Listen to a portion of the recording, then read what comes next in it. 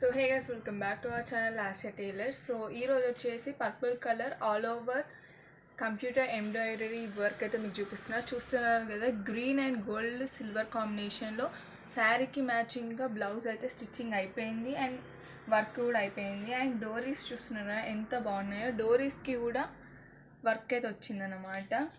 And finishing అయితే చూడండి ఎంత బాగుందో, నీట్ ఫినిషింగ్ టచ్ ఉందన్నమాట. అండ్ ఫ్రంట్ కనుక చూసినట్టయితే చాలా బాగా వచ్చింది.